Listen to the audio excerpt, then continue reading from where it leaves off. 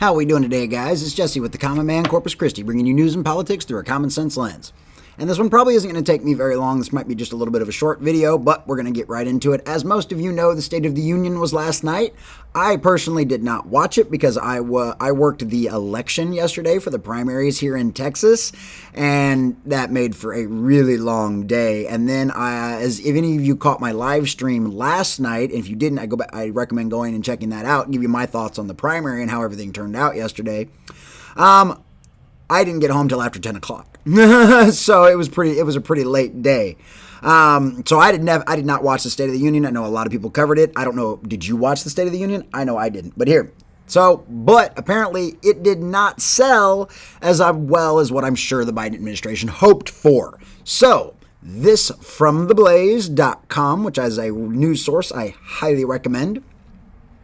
CNN's own heavily Democratic poll gave Biden's lowest, very positive State of the Union response in 15 years. The tide did not turn tonight. So this is by Chris Enlow. There you go. It looks like, and this is, they said so 41% to 51%, and margin of error, 5.5 points, which that can really throw things, but not that big a deal. All right, let's get into the article. President Joe Biden received the lowest marks in CNN's post-State of the Union poll in 15 years, despite the respondents being significantly more Democratic than the general public. What are the details? After Biden's speech, CNN political director David Chalian revealed that the results from CNN's post-State of the Union poll and explained why the poll signals bad news for Biden.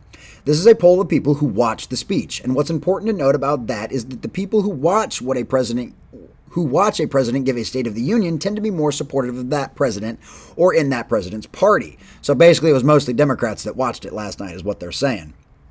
Like I said, I didn't watch it. And so our survey tonight of speech watchers is about 11 points more Democratic as a body of people here that were polled than the overall population of America. I think they meant to say polled. That were polled than the overall population of America. Despite the overwhelming Democratic bias in the pool of respondents, just 41% of people polled said that they had a very positive reaction to Biden's speech, while 29% said they had a somewhat positive reaction and 29% said they had a negative reaction. The very positive number is down 10 points from 2021, when CNN recorded a very positive reaction among 51% of respondents.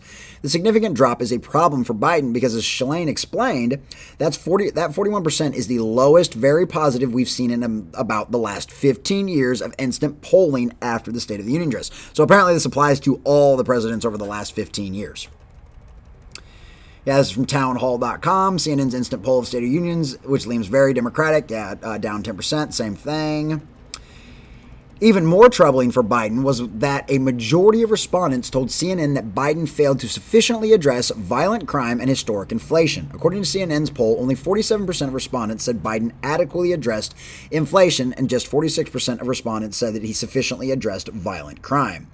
Majorities for both inflation and violent crime said he did not do enough, Shalane observed. And again, I just want to remind you that this is the majority of a speech-watching audience that is more Democratic than the American populace overall, which means this should lean heavily in his favor. This should be an easy win, and apparently he's even failing Democrats now.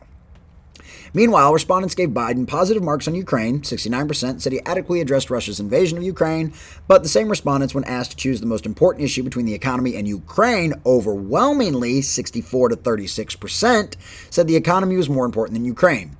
The tide did not turn tonight. Democratic political strategist David Axelrod reacted. So, there you go, just a quick little news blurb to let you know even how CNN's reaction to the State of the Union address was.